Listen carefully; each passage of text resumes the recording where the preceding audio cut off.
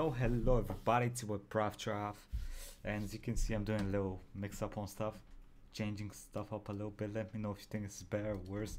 Let me know your opinions. And yeah, we're back with another 40k video by Majorkill. He released yesterday, 2 days ago, I'm not sure. This is Macharius and his legendary Crusade explained by an Australian. Now, I don't know who Macharius is, but he's a legend, it seems. So let's check it out. Let's check it out, boys. G'day, guys and gal. Everyone is always like, without the Primarchs and Space Marines, mankind would have been doomed. Well, without half of them, we would have been a lot better, okay? Or, yet people defending the Horus Heresy as a necessary sacrifice in order for the Imperium to exist, or that the Big E was just the best at everything. Those people are wrong. Macharius, a mortal man born to mortal parents, proved that you don't need to be an 11-foot tall demigod with daddy issues in order to bend the galaxy over backwards and have your way with it. Some people might say he got lucky, but he had something that none of the super soldier gods had. A usable dick? Functional sex drive. This guy achieved more than any Primarch could in a fraction of the time, in a significantly more dangerous universe with a significantly smaller array of firepower, and I reckon it's time for you to learn about him. He completely shits on Horus as a War Master. But Majorkill, everyone would shit on Horus as a War Master. He ruined everything. Ah, Timmy, you're back. Glad the surgery was a success. Now shut your mouth before I bend you over and tell Macharius that you are the galaxy. Yes, Horus botched the job a bit, but the point I'm trying to make here is that Macharius outperformed the Primarch, even if said Primarch had remained loyal. Today we're going to be going over the life and death of the legendary Macharius and his crusade, aka Alexander the Great in space. Let's get into it. After the Horus Heresy, it was universally accepted that the Imperium had entered into a state of slow but steady decline.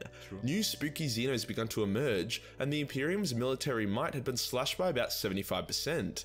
The Emperor was now a my bad decline, but my boy's got a fucking awesome ass sword. Look at my boy. vegetable/battery, and within a few hundred years, all of his loyalist sons went MIA. To top it off, religion and superstition overrode the Emperor's atheist vision, hence the equivalent of the Dark Ages occurred for thousands of years. It's actually a bloody huge testament to the Emperor that despite how viciously raped the Imperium got, it has still been able to weather absolutely everything the universe has thrown at it for over 10,000 years. So it does come as a bloody huge shock that near the middle of the 41st millennium, a man stepped forth and told the universe to suck off his big juicy balls. Wait, when? Does come as a bloody huge shock that near the middle of the 41st millennium, a man stepped forth and told the universe to suck off his big juicy balls. This man was called Macharius, but you can call him Alexander the Great in space. Okay. Seriously, his story... Okay, we're gonna go with Alexander the Great in space. Did he also wrestle a lot with other men and, die at the early age? After that, his whole empire crumbled. Did that also happen? It is more or less just a copy-paste, but thrown in spaceships and aliens and shit. But that doesn't make it boring. Please don't click away from this video if you're an Alexander the Great nerd. I'm sure you can still get a chuckle or learn a thing or two.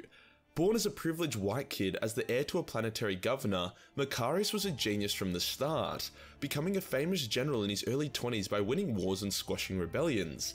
This quickly earned him the attention of the High Lords, who were really keen for a win after all the shit that had been going on.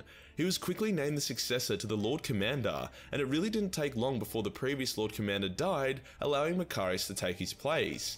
Yeah, so Macharius is now the Lord Commander and War Master of the Imperium. Fuck me, that was pretty quick. But I guess old mate Alex began his... Just like that, like, bam, okay, go ahead, kid. You can do it, I believe. What the... conquest at the age of 22, so it checks out. Macharius visited Terra to accept the honor of being the new War Master, and he wasn't a bitch about it. Horus, take notes, you bitch. He didn't let the power corrupt him or get to his head, and he didn't want a bar of chaos. After his coronation, he then challenged the galaxy to a duel and declared his intent to conquer a bunch of shit which everyone was pretty down with. Hey, he has a dick god. Good going, boy. I'm sure his speech was kind of like Lord Hux's speech from the First Order, but instead of a whiny ginger bitch who sounds like he just popped a hemorrhoid, it was a dedicated and inspired young man. Macharius gathered a fuck-off huge fleet and set off into the galaxy, straight towards hostile uncharted territory, and he had some pretty big exciting battles and some extremely close calls. On the high I've vault seen this picture before and I always thought it was some fucking... I thought it was like... At first I thought it was Sanguinius. Then I realized Sanguinius is fucking dead. So it's not Sanguinius. Then I thought it was some random space marine from his order. And now I guess it's just a normal dude. Of Persepolis, Macharius found his signature winged helmet, which made him look really stylish and not at all like Alexander the Great. Shut up. The following year, on the planet of Zaga 4, Macharius fought against Chaos Space Marines and was shot in the chest by a bolter round. But he survived!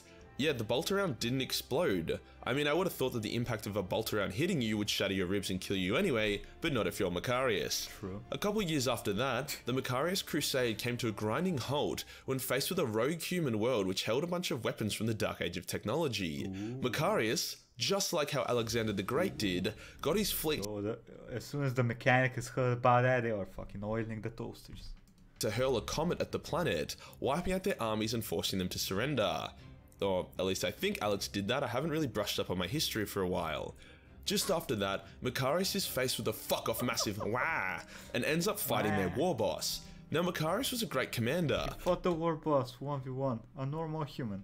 But fighting a war boss in combat is never a good idea, especially for a mortal man. So Alex got pretty bloody ruined. But he survived again and made a full recovery. In the first year of the Crusade, 100 planets were conquered. In the second year, another 300 more were taken. By the third year, around 700 planets had been integrated into the Imperium. By the end of the 7-year Crusade, over 1,000 new planets had been added into the Imperium. Why did this epic and highly successful Crusade end, I hear you ask? Was Macharius finally defeated? Did his fleet run out of supplies? Did he get poisoned to die in his bed? Or was he just satisfied with his work and wanted to take a breather? None of those are correct! The truth is that Macharius' fleet had pushed so deep into new land and territory and had conquered so many planets that they were at the very edge of the Astronomicon.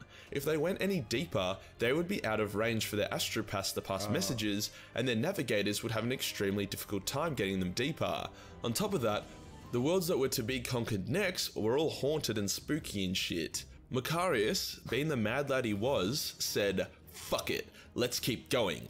And his entire army was like, bruh, no. So he threw a huge fit and got super drunk. The next morning, he had a nice hangover recovery smoothie, as well as some Barocca, and he was in a great mood. He said to his men, "Alright, fair enough, let's go home." Much to absolutely everyone's relief. Other than Macharius's. He was still secretly super down to keep going, but he's not a selfish prick that would sacrifice the lives of his men for his own personal glory. Take notes, Horace. On the way home, with his will and spirit broken due to the Crusade being over, Alexander should have also taken notes on that. Not a selfish prick that would sacrifice the lives of his men for his own personal glory. Take notes, Horace.